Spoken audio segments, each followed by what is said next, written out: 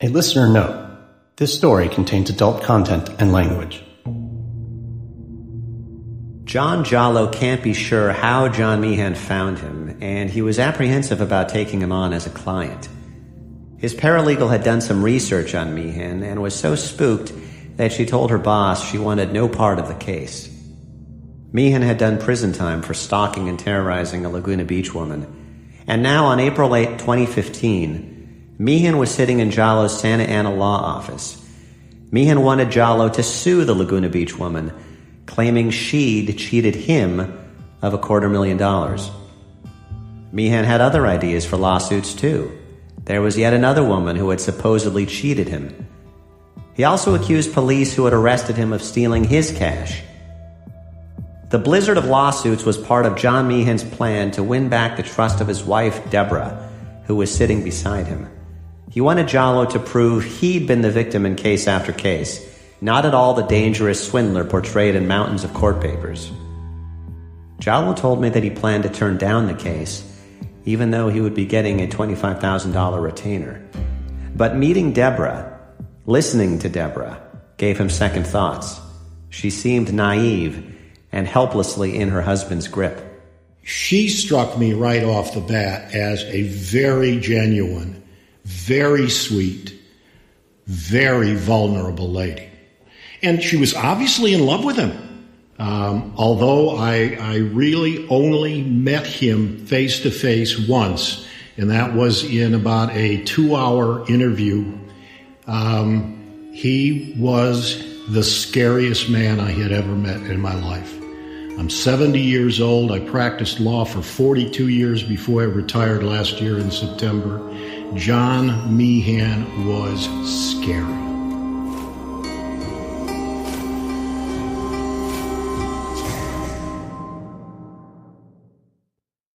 Hi, it's Christopher Goffard. If you'd like to support more signature journalism like this, you can join us by subscribing to the LA Times. Our mission is to uncover the truth every day, and we invite you to be part of it at latimes.com/join. That's latimes.com/join. From the Los Angeles Times and Wondery, this is Dirty John. I'm Christopher Goffard.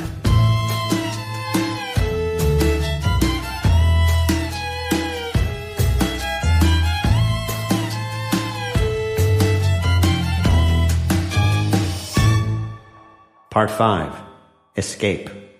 So I've got this lady that's sitting there who just strikes me as wonderful woman, and this scary, scary guy that I can hardly look at him sometimes because it just feels to me like the anger that he is holding inside is so intense. Debra explained that her family didn't trust the man she'd married after a whirlwind romance of less than 2 months.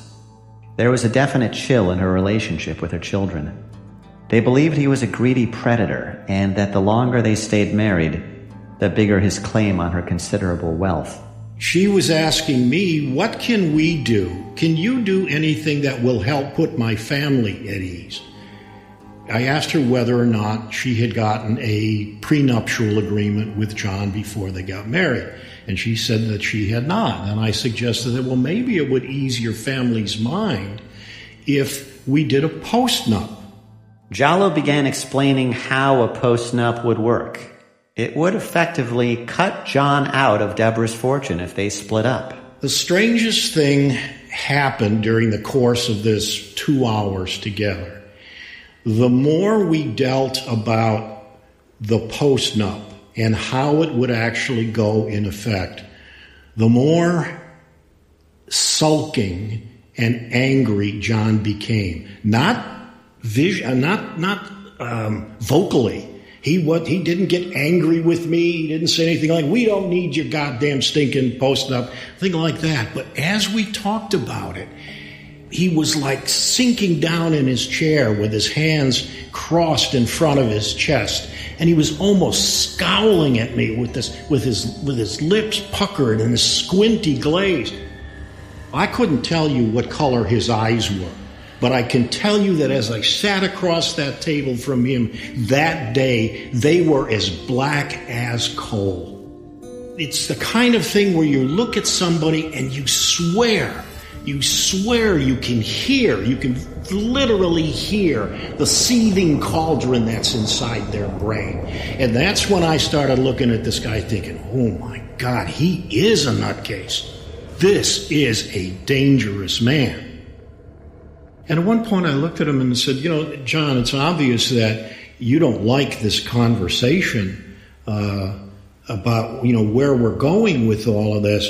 But John, it's obvious to me that this woman loves you and she's looking for a way to eliminate this problem that we have with her family. So I'm not here to try and hurt you. I'm not here to act as the bad guy. I'm here because this woman is in love with you and is asking for my help to try and smooth things over with her family. John's responses became shorter, more clipped. But still, he didn't yell at him or threaten him. This was someone I wanted to get out of the room with. I just felt like, this guy, his forehead's going to break open right in front of me because there is so much anger. I would tell you, beyond anger, I just got the feeling that this guy was consumed with rage. He was very good at keeping it bottled up, but it was something that was palpable to me. Nothing that would result in a complaint to the police department that would ever stick, though. You can't file a charge on a guy for that. Certainly not, and the woman he was married to wasn't asking me to do anything about that. Two things occurred to me. The first was I just got stronger in my feeling that this woman needs some protection. And if she's got nobody else, then this office is going to try and do it as much as we can. The other thing that occurred to me as I looked at John and I watched him seething about the idea that there would be a post-nuptial agreement was that this guy is going to find a way to torch this deal now. He's going to find a way to say, no, you're fired. You're not doing this right. You're fired. After they left his office, Jallo says he told his assistant that he thought Debra's life was in danger, that someone needed to protect her. This lady, I don't want to be melodramatic, but this lady, her life is in peril. If she says or does the wrong thing for him, I just believe this guy's got killer instincts in him. Jallo got to work on the post-nup. He sent financial disclosure papers to John to fill out, but John dragged his feet in returning them. Jallo also told him he'd studied the material he'd given him on the woman he claimed had defrauded him, including a big stack of emails, and couldn't see the makings of a lawsuit. He needed a lot more information. He went ballistic on the phone, and he started screaming and yelling, you should have had that lawsuit filed by now. You should have had both of those lawsuits filed by now. I don't think you know what you're doing. You're just a waste of my time. I'm done. You're fired. And I said, okay, all right. John, if that's the way you feel, I think I should talk to Debra to see, does that apply on the post-up? He said, you are fired. You don't work for me. You don't work for Debra. We want nothing to do with you. Jallo would put some time into the case, and he said he'd figure out what to bill him and return the remainder of the money. He said, no, the fuck you won't. You are going to send me every goddamn dollar back, that type of thing. And he starts screaming at me that I'm a fraud, that I'm a crook. He is just getting nasty beyond belief. I'm calling, I have a check here for $25,000 tomorrow morning, or I call the bar association. And so I thought to myself, there ain't no way I'm giving this guy $25,000 back. I am going to figure out my time, and I am going to bill it, and I'm going to give him the remainder back. And I don't care whether he goes to the bar association or not. I've got a retainer from him. I can show all my work. I can show all those emails. But then we've got emails going back and forth between him and me at that point where he is just losing it. He wants his money. It's got to be paid right now. He's going to go to the state's attorney's, district attorney's office, blah, blah, blah. And me, I'm thinking of, wow, this is the guy that I'm pretty sure has homicide in his head, you know? It was around this time that Jallo started bringing a shotgun to work. I've got bills to pay, I've got the lights to keep on, I've got the rent to pay, I've got employees to pay, but I'm thinking, you know, this is one guy I don't want to have out there thinking, you know, screaming and yelling that I cheated him. This is a guy who would do anything. So I agree to give him his money back. I should add that later, a couple of weeks later, he filed a complaint with the bar. Even after he cashed the check? Absolutely. Absolutely. Jallo wasn't able to get through John to reach Debra, and he wanted to know her position on all this. All he could think to do was drive to her business in Irvine, Ambrosia Interior Design, and leave her a note. I said, I'd like to leave this for Miss Newell. This is a personal matter, if you'd please deliver it. And all I said was, Debra, I don't know if you know this or not, but John has filed a complaint with the Bar Association. I am just curious as to whether or not you're aware of it and whether or not you concur with it. That's all I asked. I didn't get a call from her. I got a call from him. Don't you, if you ever contact my wife again, and this may be the one time where he did threaten me. You know, he just, if you ever contact my wife again, you are going to regret it. You know, so I figured, oh, you know, that was a dumb thing. Now I pissed this guy off even more. What's interesting is that it took you only 2 hours to form an impression that's lasted now years. It's almost like the opposite of a religious experience, you know, where you meet someone holy and it changes your life. This is sort of the inverse of that, like you looked into a void. That is so true, because we don't want to believe the really bad things about people. We just don't. We want to think that people are good. And when you meet somebody like this, and you realize I am sitting here in the presence of evil incarnate, you know that people like him really do exist, and one has just come into your orbit. Scariest man I've met in my 70 years. Debra made sure John understood that one day her children would inherit all her money. That was fine, John told her. All he needed was her. He used to tell me that he would rather that he could date so many wealthier women than me, that he would much rather be with me with no money, living under a bridge, than with the wealthiest woman living in a mansion without love. Debra had cut John out of her will months back for fear that he might kill her. And though she went to sleep beside him and woke up beside him, it was impossible to completely banish that fear.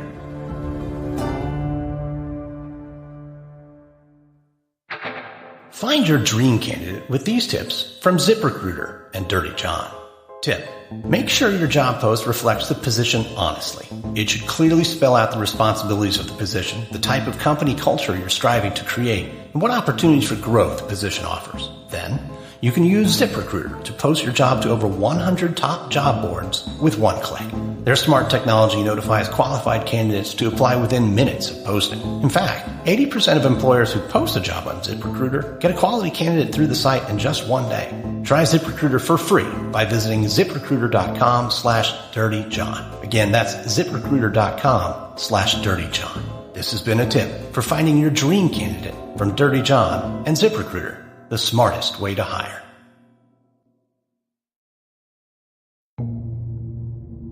Debra's kids thought it was flat out crazy that she had returned to John.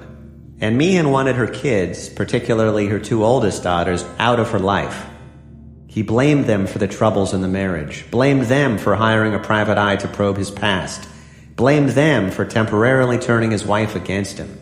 This is Jacqueline. I was very angry that she had gotten back together with him, because I just felt like, of all of the evidence that we had, how could you believe, how could any story prove that this stuff is okay to be here? all of this evidence about John. John's hatred for Debra's family did not seem to extend to Tara, Debra's youngest and quietest daughter, even though she had clashed with him. He found her the least troublesome of his stepdaughters. Tara feared him and disliked him. He was the reason she sometimes carried a pocket knife. She said she was willing to sit down with him and try to work things out, believing he would never take her up on it. Jacqueline was upset with Tara for seeming to give him a chance. Tara's a lot more like my mom, where she wants to believe the best in people rather than see any of the bad things. And I could probably be a little bit more like them. It would do me some good, but I just couldn't see anything good in him, just all bad. In the summer of 2015, Tara was living in Vegas with her boyfriend, Jimmy Grob. They were renting a 3-bedroom house with 3 dogs and 2 cats and trying to make it work. Every love affair has its own set of rituals, and theirs was a Sunday night television show. So something that Tara and I bonded over definitely was an affinity for one of our favorite shows, The Walking Dead. And, it's the way the show is set up, they put these characters in such crazy, dire circumstances. One episode, I think it was in the 2nd season, where a character is trapped in a bathroom of an RV and, is just basically death is knocking at the door right there. It's relentless and won't stop. It's, menacing. And then she gets handed a screwdriver from one of her mates up top and ends up, just stabbing the thing to death in the face. And it was just, that fight or flight moment. And it's like, what are you going to do when something that menacing just won't stop? We would watch that show, then we would watch it again, and then we would watch The Talking Dead. I just thought if there's a zombie apocalypse, then maybe I might know what to do. A zombie is an uncomplicated dream of evil. Almost everything else in the world is ambiguous. There's good and bad people, and bad and good people, and gray everywhere. But zombies are not reasonable, and they're not redeemable. They're only survivable, or destroyable. As the shadow of John's menace seemed to lengthen, this was the feeling evoked in people who had come to fear him. Tara says she got a zombie kit for Jimmy, with food, water, a flashlight, a filter straw, matches, a thermal blanket, and knives. I told him to take it just in case he ever had zombies in his life. And where did you get all this stuff? I went to, there's a zombie apocalypse store in Vegas.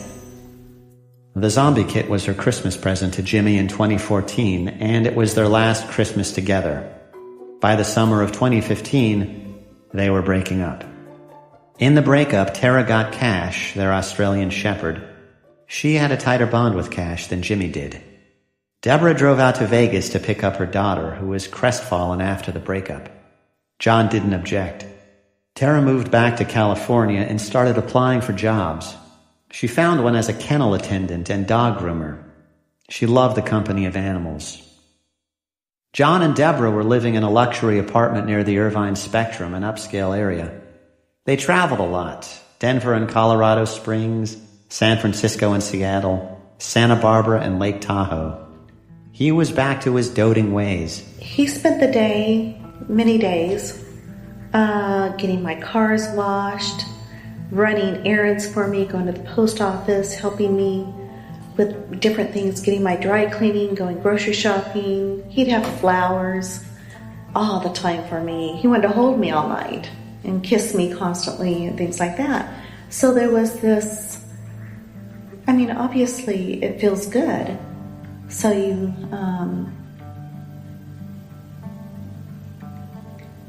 you hold on to that, I think, at times. At night, he fell asleep holding her, breathing against the side of her neck, his arm over her body. It was strange to be in love with someone and fear him at the same time. She was careful what she told him about her kids because he became so volatile at any mention of them. He was secretive about the rare phone calls he'd get. He claimed to spend a lot of time at 24-Hour Fitness or at the sauna, but she really had no idea what he did all day. When they went to the dog park to let the golden retriever Murphy run around, who was this woman who kept smiling at him?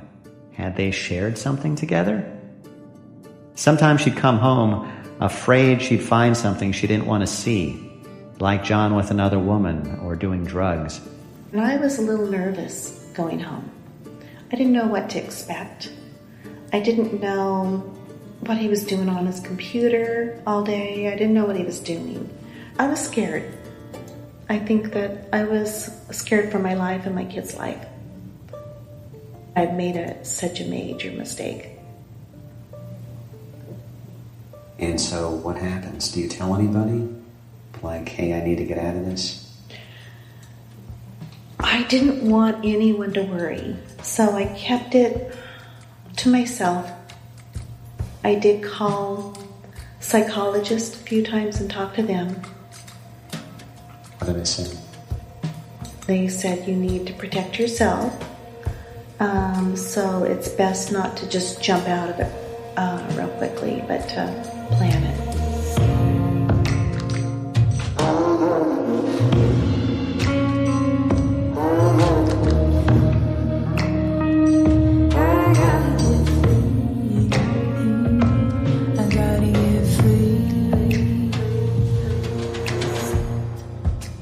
Debra would have to play the role of the happy wife for now. Sometimes he seemed to sense that something had changed. He said, "You don't look at me in the same way." He said, "I know you're going to leave me." She told him it was just his imagination, that she was busy at work, that she was stressed, that she was sorry. And she made him one of his favorite meals, pork roast with vegetables, jambalaya, chicken noodle soup from scratch. He'd say he wouldn't know what to do without her, that he wanted to die in her arms. Sometimes they had the semblance of a normal domestic life. In the evening, he'd put on the TV while she sat reading beside him. He liked the show Lock Up, the documentary series about life behind bars, and Intervention, the show about addiction, two subjects about which he had intimate experience.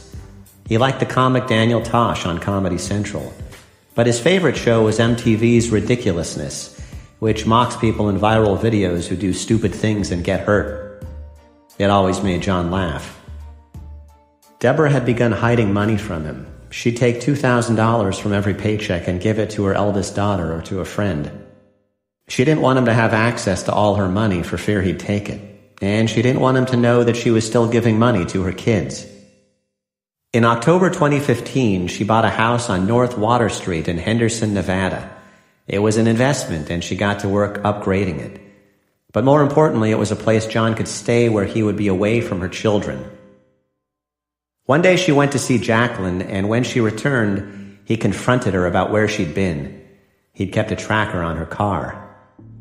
He told her if she saw Jacqueline again, he'd throw Jacqueline in the ocean and make sure she didn't come out. I'd say, stop being so dramatic, or things like that.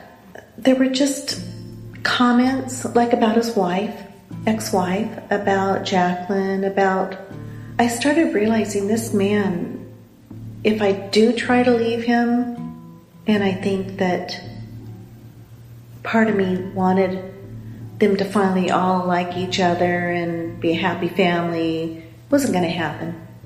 It wasn't happening. By December 2015, they'd been married a year. John sat down to type her a 2-page letter. It was a treacly bonbon with a core of arsenic. It reminded her of what he required. Between her family and her husband, there was room only for him. It starts out saying, "Deb, happy anniversary, 1 year, and forever means forever." He would say that to me all the time. We've been through some hard times, complicated times, but at the end of the day, I have you to myself.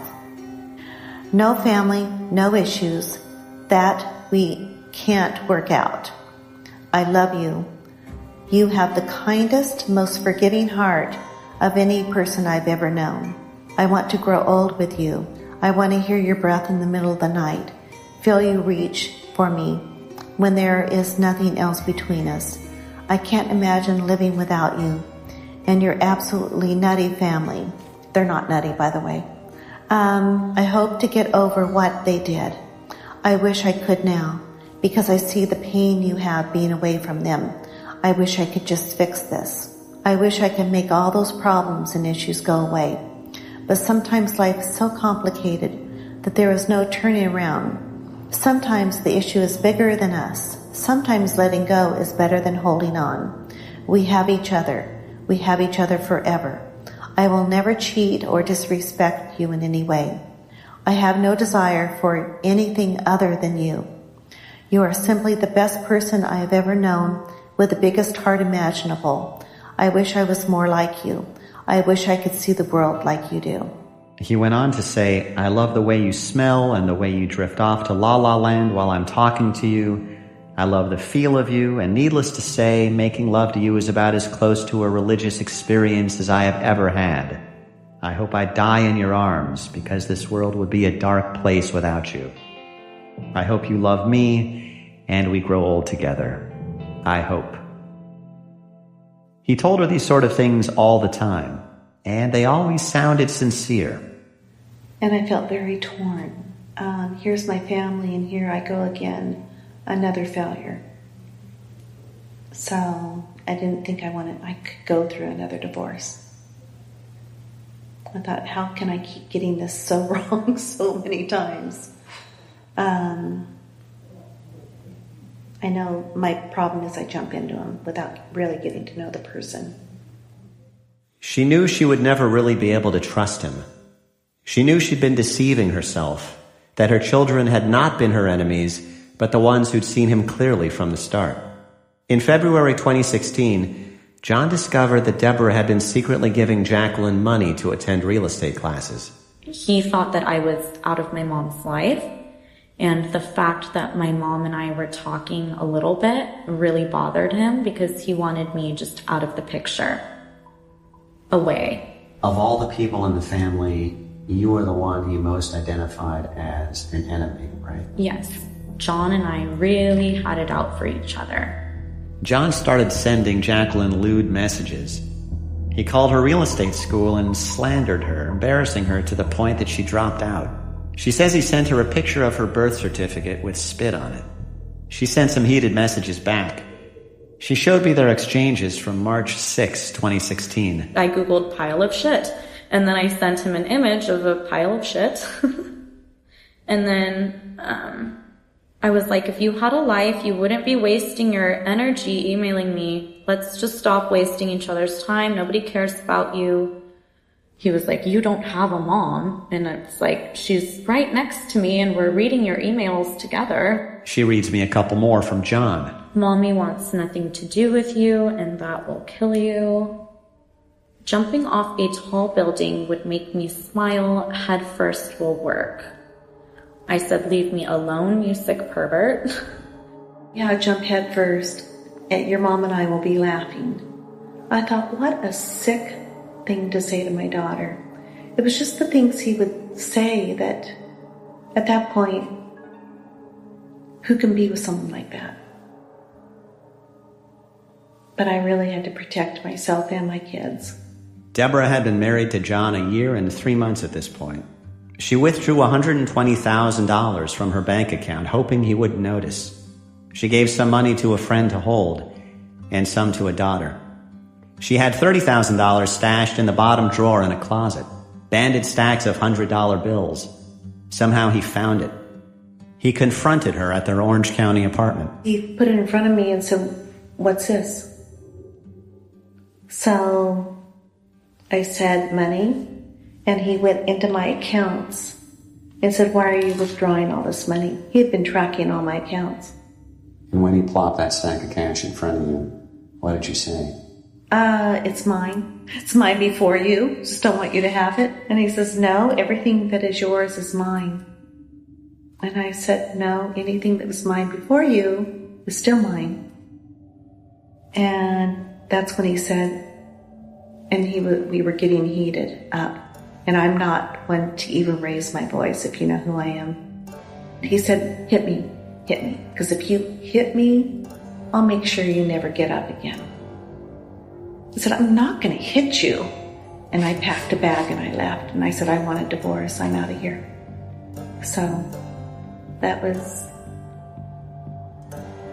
the end of the end. I think I grabbed one shoe, some of my makeup, and left. You mean one pair of shoes? No, one shoe.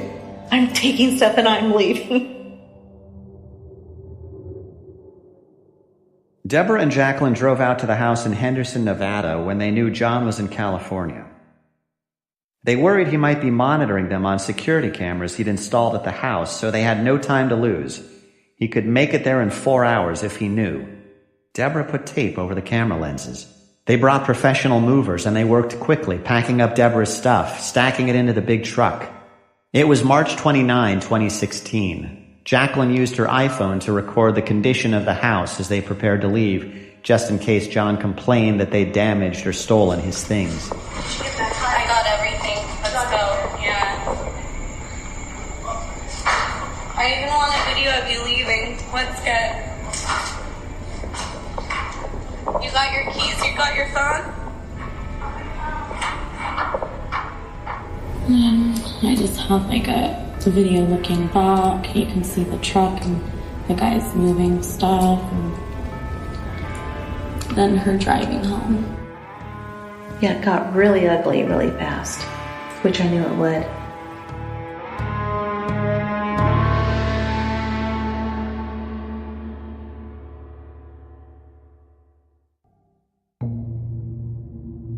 Gigolo was the perfect term for this guy. He had nothing, and portrayed himself as having everything.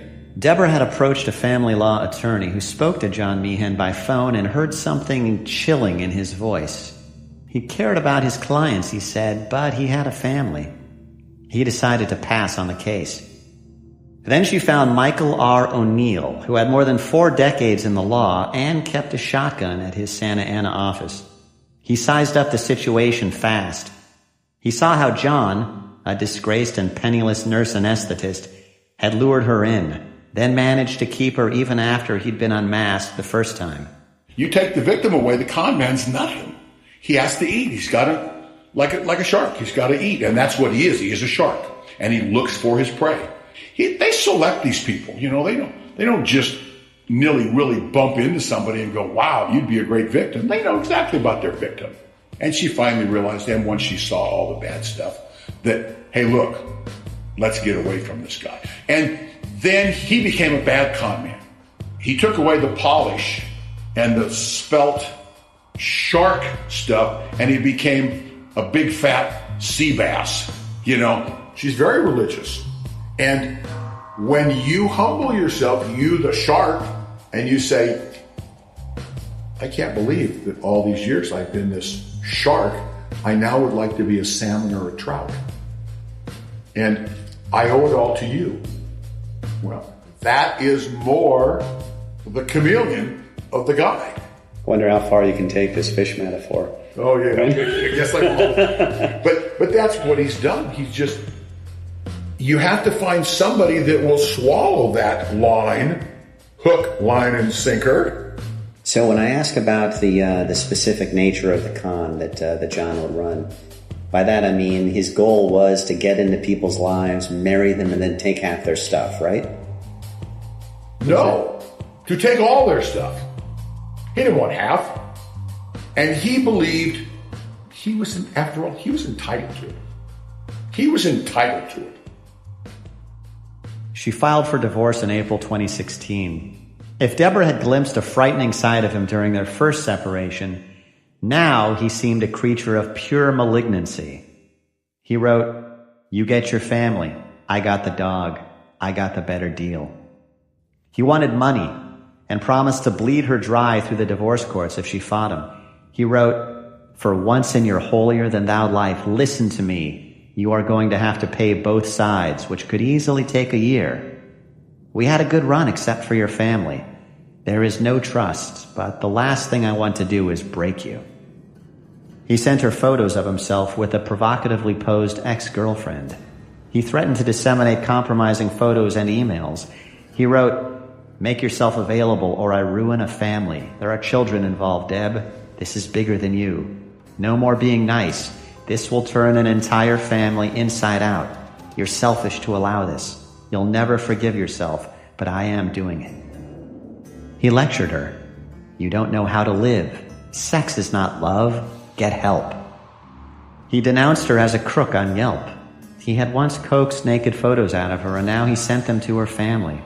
He texted her that he knew where she was when she picked up her grandkid. And he sent a horrible text to one of her nephews, whose mother, Cindy, Debra's sister, had been shot to death in 1984 by her husband. It was a wound that John delighted in inflaming. John wrote, "Your dad should have put one in the back of your useless head as well as your brother, just after he blew your mom's brains out all over the wall." Debra says he forged her name on $17,000 worth of checks, and he accused her of assaulting him. "Deb, I saw this coming. It's pathetic it's come to this point, but you leave me with no options after your storm of lies." She replied, "Storm of lies, wow. You are the expert in that area." He had brought only 3 boxes with him to the marriage, mostly old clothes. Now he wanted $7,000 a month in spousal support and $75,000 in attorney's fees. He accused her of stealing $90,000 in cash from him and $30,000 in gold coins. He complained that he was living on monthly disability checks of $558 for his bad back. John wrote, "It doesn't matter that paying support isn't what a real man demands. It's what the court feels is equitable. That's all that matters. Think, Deb. There is no alternative to this unless you start thinking. That, or you will eventually get bled dry. Be smart, Deb. You have no idea of the mistakes you made. Be smart and you'll save a fortune." "I don't trust anything you say," Debra wrote. "You're evil." She understood now how he worked. He turned everything around. He made his victims look like his tormentors. He told her she was a pathological liar. "Face it, Deb, I'm smarter than you." She replied, "Stop. Don't contact me again or I will go to the police." He had posed as her soulmate, the answer to her longings after 4 failed marriages, and now he used her past as a barb. "You think I'm going to allow your family to continue? Look in the mirror 5 times and still making the same mistakes. Now you're getting yours. Pray, Deb. Pray hard." He had turned himself into a church-going Christian and wept during sermons, knowing God mattered to her, and now he used her faith as a cudgel. "Everyone is a better Christian than you," he wrote. "Paybacks are costly and a bitch." He had rhapsodized endlessly about her beauty and promised she would never know loneliness again. And now he wrote, "You lying old bag. You'll grow old alone." He sent her a list of her clients, builders who used her interior design business, and threatened to call them twice a day. Debra brought her lawyer a stack of legal papers documenting his criminal history and his emails. She wanted a restraining order. She feared for her life. She wanted protection for herself, for her 36-year-old daughter, Nicole, her 26-year-old daughter, Jacqueline, and her 38-year-old son, Brandon. She did not list Tara, who was 24, on the request. John seemed not to be a threat to her. I mean, I submitted an inch worth of documentation. I worked day and night for like 2 or 3 days, both with Debra and without Debra, to put together the entire package. O'Neill cited more than a decade's accumulation of mayhem. The theft of hospital drugs, the Indiana Board of Nursing calling him, quote, "a clear and immediate danger to the public," end quote. The time he jumped from a moving ambulance to avoid arrest. The restraining order requests from women who feared he would kill them.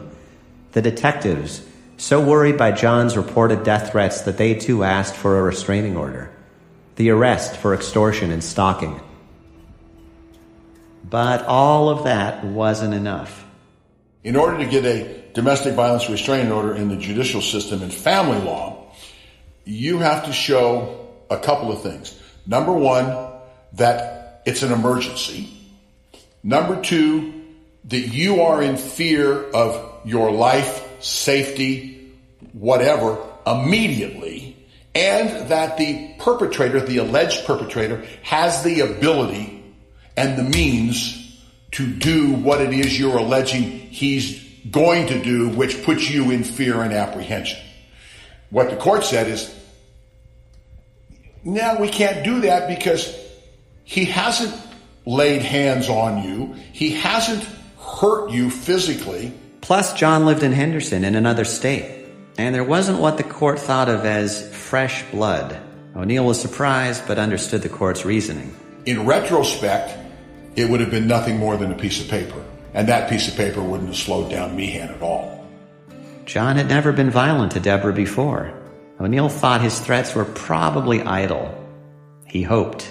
I hadn't seen anything where he had made any overt gestures to, get hands on her. I just thought, this is a sick puppy. I mean, that was my position all along. You're just a sick son of a bitch, and that's what I thought. The judge told them they could come back in 14 days to apply for a permanent restraining order. Debra did something inadvertently to sabotage it. She says another lawyer told her she would save on legal fees if she could get John to settle. Would he accept a certain dollar amount to agree to an annulment? She misunderstood that as a suggestion to meet him, and she went to the Henderson house. She thought he looked like he'd aged a decade since she last saw him, and his weight was way down. She broached the subject of the annulment. She even said they might try to start fresh afterward with no lies. It was the only thing she could think of to say. He wouldn't hear of it. She'd promised till death do us part. He wept and said he was dying of cancer. He didn't want to die alone. How could she leave him? He told her he'd do anything to make it right. She wrote him a $10,000 check to fix the Henderson house and told him he could stay there while they figured things out. She was trying to keep him occupied and buy some time. She says she slept on a mattress on the floor that night. "I'm dying, Deb, slowly dying. Please, just come up with something so we can move on," he texted her when she got back to California. "I'm not doing well, Deb. I'm doing horrible without you. I need you." Because she had seen John, because she had actually spent the night at the Henderson house, her lawyer knew no judge would grant the restraining order. How scared could she be if she saw him voluntarily? I said, "What were you thinking? You have completely taken away every muscle, every hammer, every degree of strength that we have to get a restraining order. You have completely vitiated that, 100%. So we have no chance."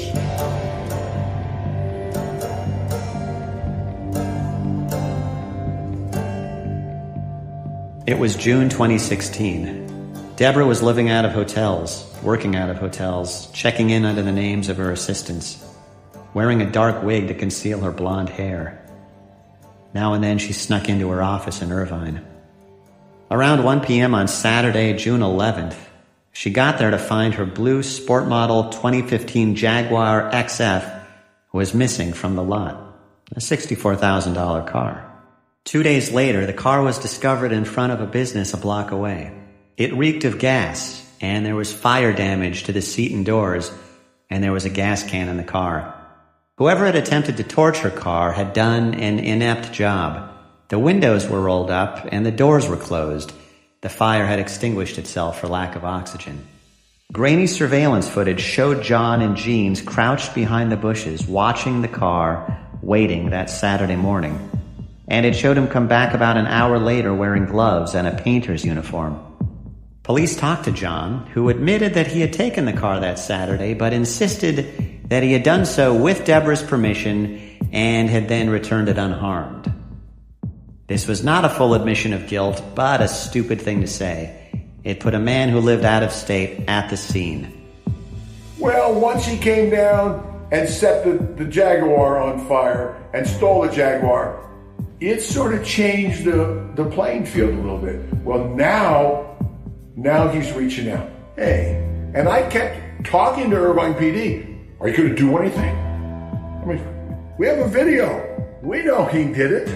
You have the video. Do something about it. O'Neill thought if police could connect him to the Jaguar torching, he could finally get the restraining order. everybody kept assuring me, yeah, we're investigating, yeah, we're looking into it, yeah, we think we got the right guy. All of June passed, and then all of July, and still the police had not arrested him. They said they were building a case, trying to nail him with inconsistencies in his story. O'Neill's name and business address was on all the court papers. He says 2 of his friends who were family law attorneys were murdered by people on the opposing side. He thought it was a good time to put in extra locks at his Santa Ana office. I just thought he was the boogeyman. I mean, I don't mean to say that I was intimidated or I was scared. I got a big old shotgun that sits over there underneath my cabinet. But still, it doesn't do you any good if it's over there under the cabinet if somebody barges into your office and you're sitting over at your desk. He was a bad man from the onset. He was a bad man. Whether or not he would take it to the extreme that he ultimately took it to, I would have never thought that until at least the car incident and the torching. And then he became a hands-on. Debra blocked his texts and emails, and this seemed to enrage him. Debra changed phones. She refused to hire a guard. She thought she would be okay since she was on the road a lot, living out of hotels. When she was in Orange County, she stayed with Jacqueline, who had found a new apartment near the John Wayne Airport. It had a security gate, but Jacqueline worried about John following her into the parking garage. After the car torching, he seemed capable of anything. I felt like I needed some protection as far as the weapon. Because what am I going to do when some 6'2" guy comes at me? I'm 5'2", I'm whole fit, I'm 95 pounds. Jacqueline says she got herself a Smith & Wesson revolver. Of all John's stepkids, she knew he hated her the most.